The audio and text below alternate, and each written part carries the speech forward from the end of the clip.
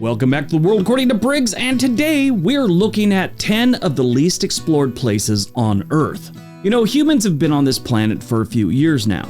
We've invented things like computers, drones, language, hula hoops, and the internet. With all that technology, there's still places on this spinning rock humans have barely explored. In today's video, we're looking at places that are essentially unexplored. You know, places that don't have Starbucks or McDonald's. Let's take a look.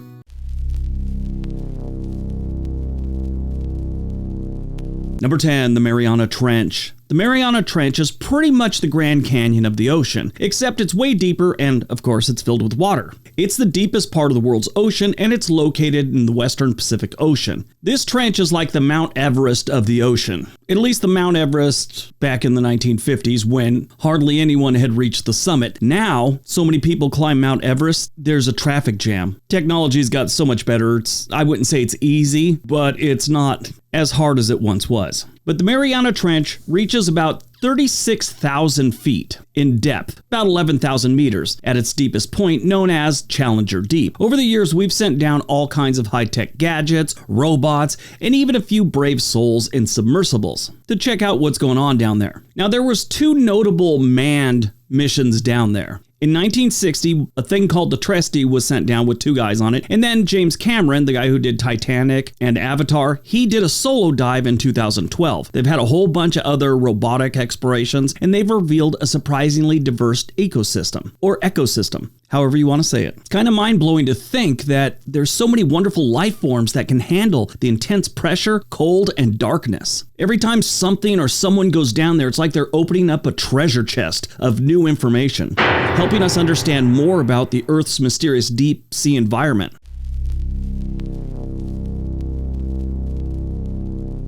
Number 9, Antarctica's subglacial lakes. Antarctica's subglacial lakes are like nature's secret underground water park, tucked away beneath miles of ice. These hidden lakes are super intriguing because they've been isolated from the rest of the world for maybe millions of years, creating a unique environment that scientists are just itching to explore. Now, no one's made it down there to see what's happening. The exploration that has been done has been with ice-penetrating radar and other high-tech gadgets. Researchers have discovered over 400 of these icy hideaways. What's cool about this, and the pun is totally intended, is some of these lakes, like Lake Vostok, are massive, holding water volumes comparable to Lake Ontario. The exploration of these lakes is not just for the thrill of finding a new lake, it's crucial for understanding the climate change, life in extreme conditions, and even the possibility of life on other planets. If they eventually get down to these things, it's like unlocking secrets from frozen time capsules, and who knows what mysteries will be solved as we dive deeper into these icy depths.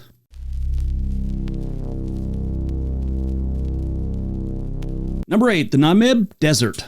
Oh, the Namib Desert. It's one of those places that makes you marvel at how anything can survive in such an extreme environment, yet the place is teeming with life in its own unique way. This desert is in Namibia, and it has another name, the Skeleton Coast. This desert is actually on a coastline, and it's also one of the foggiest places on the planet. It gets almost zero rain every year, but it gets plenty of fog. And that fog is why they call it the Skeleton Coast. Ships have been crashing on that shore since we started sailing. But the Namib Desert spans from Namibia to Angola and on down to South Africa. And it's considered one of the oldest deserts in the world, with some parts possibly existing at least for 55 million years. Through exploration, we've uncovered that this vast arid expanse isn't just a bunch of sand. It's home to some of the highest sand dunes in the world. And they have some really strange things that grow here and no place else on the planet. They have a bizarre plant that looks like a cross between a giant unraveling fern and an alien life form. This plant can live between 400 and 1500 years. The problem with this place is there's no real human settlements and hardly any water. And for the longest time, nobody thought it was worth looking into because it's just a bunch of sand. But as they've explored a little, they've found things like that plant. I think it's pronounced Awelwachia.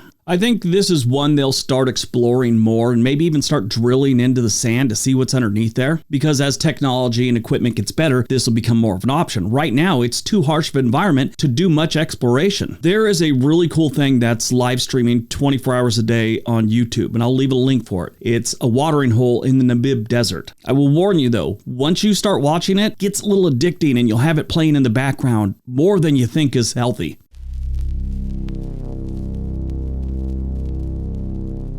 Number 7, North Patagonia ice fields. The North Patagonia ice fields, it's like this massive chunk of ice tucked away in Chile. And it's honestly a bit of an adventurer's dream. Covering around 4,000 square miles, this ice field is the smaller sibling to the southern Patagonia ice fields. But don't let that fool you. It's packed with glaciers, rugged terrain, and some seriously breathtaking views. Explorers and scientists have been poking around here for years trying to understand its secrets. They've braved the cold, treacherous conditions to map out the glaciers, studying how climate change is affecting the ice, and just marvel at the sheer beauty of the place. Even though explorers and scientists have been going up there for years, they estimate they've only explored about 10% of the ice fields. This is another place that the environment is so harsh, scientists and explorers for a long time just didn't go there because they didn't have the equipment necessary and they didn't think there was much to learn. When they started going there, they found there's a whole bunch to learn. Sadly, most of that information is below sheets of ice.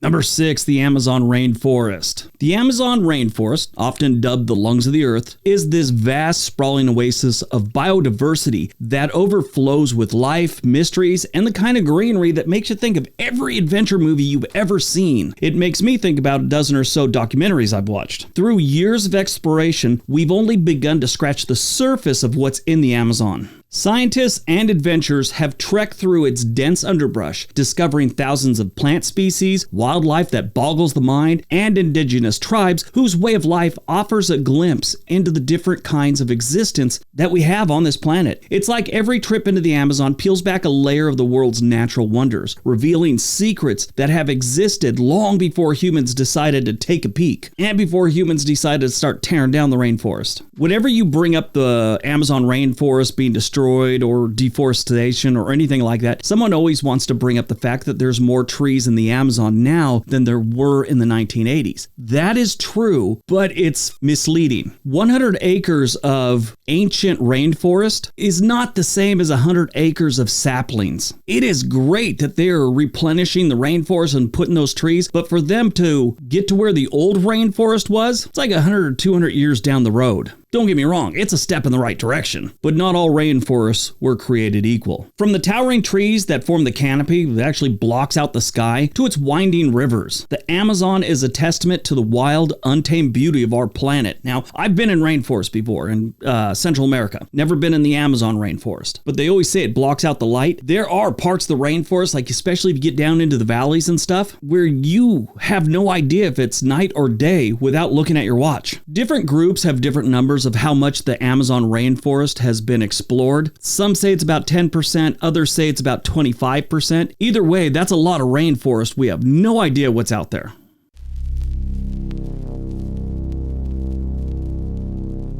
Number 5, the Sahara Desert. Yep, we're going back into Africa again, this time North Africa with the Sahara Desert. The Sahara is like nature's own sun-baked sandbox, stretching across North Africa, covering a whopping 9 million square kilometers. It's not like endless dunes. This place is a patchwork of gravel plains, rocky plateaus, and the occasional oasis, painting a scene straight out of a Gatorade commercial. Explorers and scientists have all been trekking through the Sahara for centuries, uncovering secrets from ancient civilizations buried under the sand to discovering new species of plant and animals that have adapted to this extreme condition. What's fascinating is how the desert is a treasure trove of archaeological finds, like the remains of a once thriving city to the rock art that dates back thousands of years, telling tales of a time when the Sahara was green and lush. Yes, it was at one point. Every expedition proves how little we actually know about the Sahara Desert.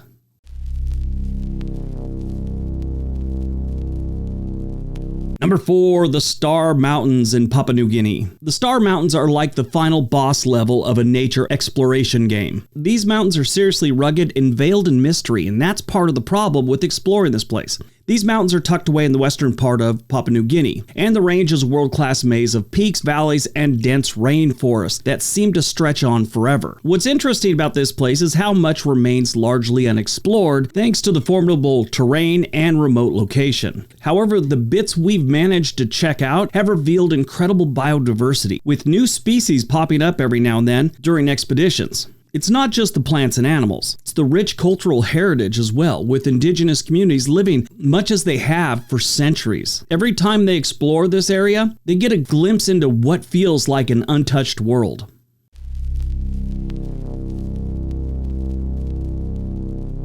Number 3, the Siberian Tiga. The Siberian Tiga is a vast, sprawling wilderness, and it sometimes feels like something out of a fantasy novel with its dense forests of pine, spruce, and fir trees stretching as far as the eye can see. This place is insane, especially the amount of life, plants, and animal that they have for a place that spends a good portion of the year frozen, including the Siberian tiger and the quirky flying squirrel. Yes, there's a tiger that lives in this frozen wasteland. Shouldn't say wasteland. Remote land. That sounds better. There was a Japanese naturalist who, I watched this documentary on him a few years back. He was trying to get footage of the Siberian tiger in the wild. Now, these things are very elusive and there's not many of them, and they cover a lot of land, so it's really hard to find them. This guy found a spot where he thought he could actually have a chance of filming one. He sat in this hole, which was about as big as the passenger compartment of, I don't know, like a Prius. And he sat there with his camera equipment and rice for about a year. I tried to find it again. I can't find it. I don't think it's on YouTube. If I happen to, I will put it in the description area below. It's really interesting. Through exploration, though, they've uncovered a realm where temperatures can swing from sweltering summers to winters that will freeze your back cheeks together. Researchers trekking through these remote forests have discovered ancient frozen peat bogs storing carbon for a millennia, revealing the taiga's crucial role in our global climate system. The taiga is a place of mystery where every expedition can feel like they're stepping into uncharted territory, even to this day.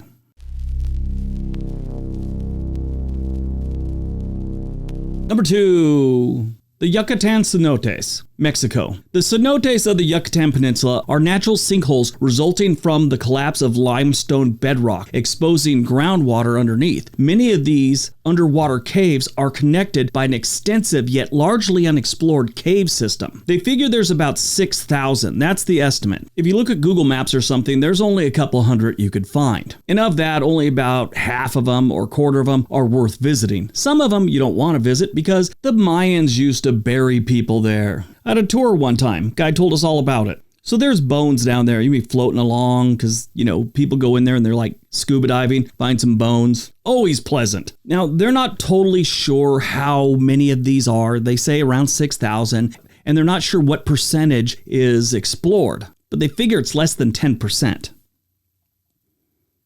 All right, before we get to number 1, don't forget we have another channel called On This Day. There's a link for that in the description area below. All right, on to number 1.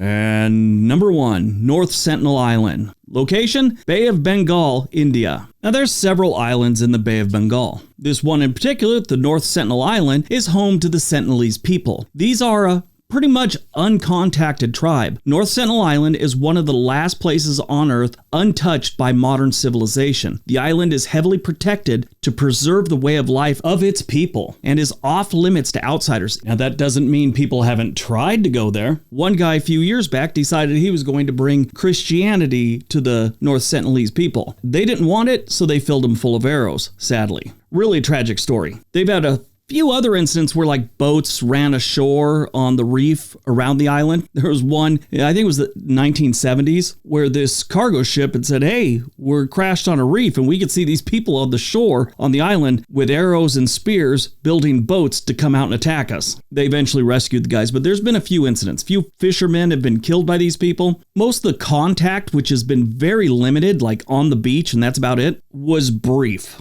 I find the North Sentinel Island to be a very interesting story, and a lot of people have covered it on YouTube. Seeing that people have really only been on the beach, less than 1% of it is explored. This is part of India, basically, or India has ownership of it, or whatever you want to call it, but it's illegal to go there. You cannot go and visit. If you do, you will be arrested by the Indian government.